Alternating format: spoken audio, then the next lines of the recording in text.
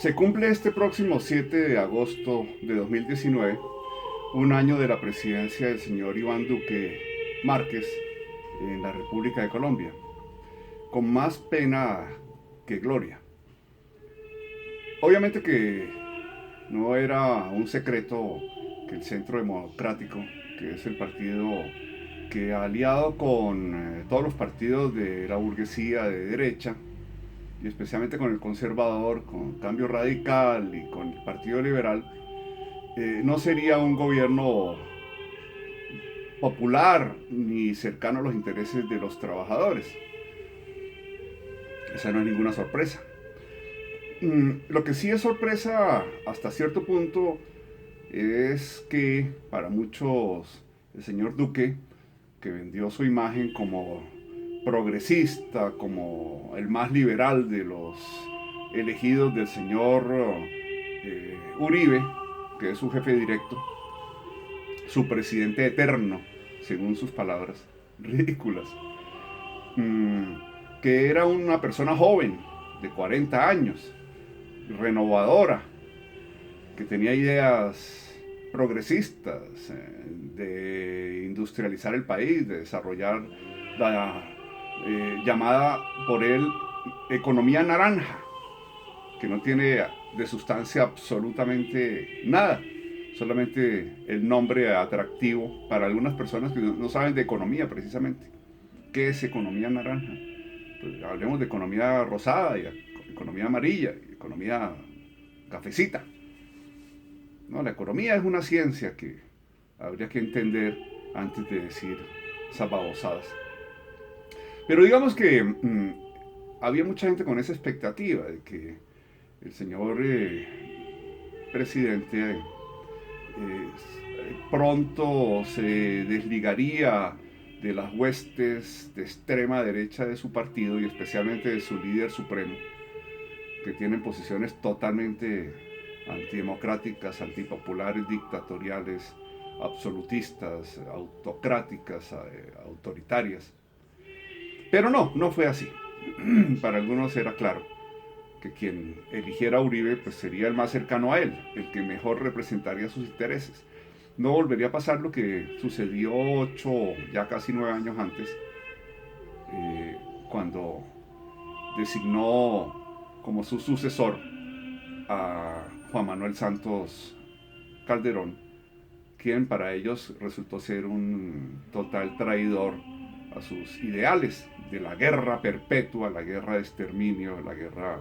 indefinida. Pero veamos algunos de los resultados de este gobierno. Primero, la lucha anticorrupción.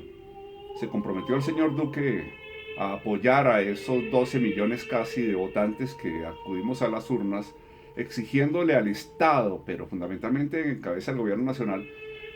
eh, enfrentar el problema de la corrupción, enfrentarlo directamente, concretamente, con 8 puntos claros. Y el señor Duque se desentendió totalmente de este mandato popular. Eh, el gobierno no apoyó, le dio la espalda a los proyectos de lucha anticorrupción durante la legislatura que venció el 20 de julio de 2019. Legislatura que entre otras cosas tuvo el infortunio de estar liderada por un presidente del Congreso, el señor Macías, llamado el Bachiller, que lo único que hizo fue apabullar a las minorías, destrozar los reglamentos del Congreso, a usar de su posición dominante como presidente del Congreso y del Senado en particular, representar los intereses de los sectores políticos más reaccionarios, más beligerantes, más de extrema derecha. En segundo lugar, el tema de la economía, del supuesto llamado crecimiento económico, que es lo que parece solamente les interesa a los políticos y a la gran mayoría de los economistas del establecimiento. El crecimiento económico, sin preguntarse nunca si eso se refleja en el desarrollo social, en el desarrollo humano, en el mejoramiento de las condiciones de vida, sobre todo de los trabajadores y las personas en Colombia de menores ingresos, de menores recursos, de menores posibilidades económicas. El crecimiento económico per se favorece exclusivamente en países como Colombia a los grandes grupos económicos, a las grandes corporaciones, a la gran capital. Pero eso no significa, como ellos plantean siempre en su teoría neoclásica, que el goteo de algo de las migajas, de ese aumento, ese crecimiento de la riqueza, cuando hay crecimiento económico, llegue a los trabajadores. Vemos que, por ejemplo, la tasa de desempleo se volvió a disparar, volvió a tener 2 dígitos, y cada mes vemos el aumento de las tasas de inflación. Vemos que la inseguridad pública, tanto en las ciudades como en los campos, está disparada. Se han disparado los ataques personales, los hurtos, el concierto para delinquir, los atracos en las ciudades grandes. Y lo que más grave, por otro lado, ha sido la continuación y la exacerbación, según palabras de la misma Defensoría del Pueblo, de los asesinatos selectivos, sistemáticos, de los líderes sociales y comunitarios a lo largo y ancho del país. Y por otro lado, que es aún más grave, los crímenes, asesinatos de los ex integrantes de la FARC desmovilizados. El presidente Duque y su gabinete en el mundo, con esos 17, 18 viajes que ha realizado en menos de un año, se ha dedicado a pregonar su supuesto apoyo al proceso de paz y los avances que su gobierno habría tenido en este campo,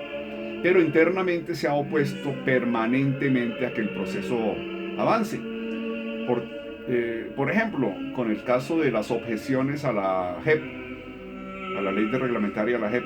que mantuvo al país durante casi 6 meses estancado por su obsesión, aunque no es de él, es de su mentor, del presidente eterno, el innombrable, discutiendo alrededor de algo que la Corte Constitucional había declarado exequible y que el Congreso de la República previamente había expedido como una norma legal. Eso se llama estar en contra del proceso de paz,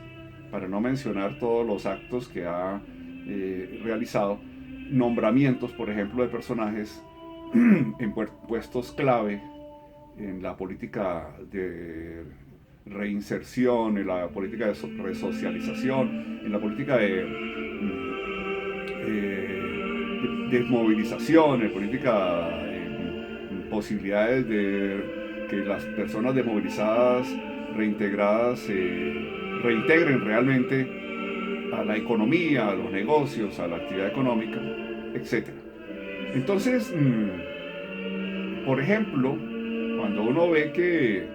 en el Congreso de la República los ex integrantes de las FARC, ahora miembros de la FARC,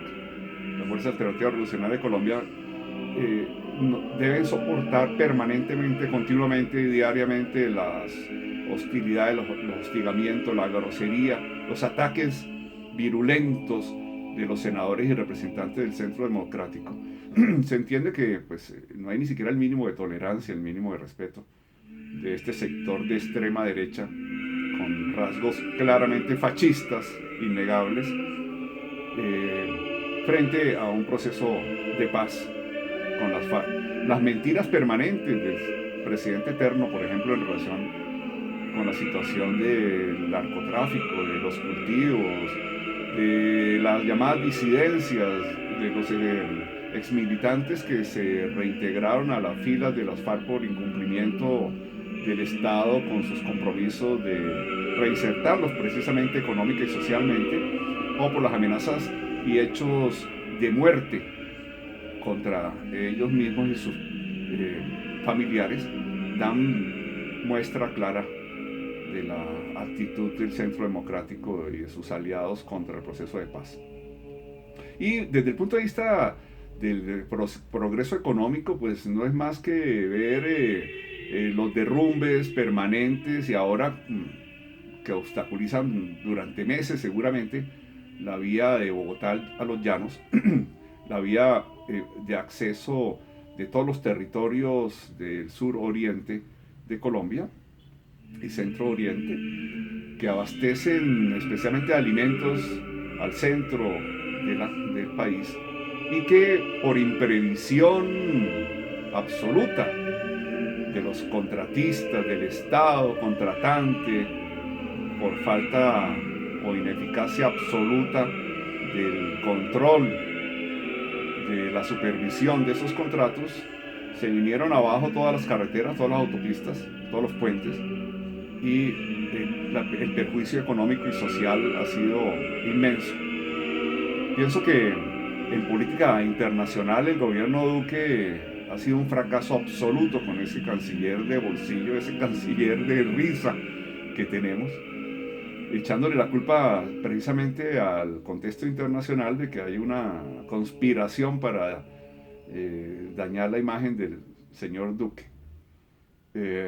enfrentándose con la comunidad internacional, enfrentándose con los medios de comunicación más importantes de Estados Unidos, que tradicionalmente han sido críticos y tienen un prestigio muy bien ganado históricamente, y con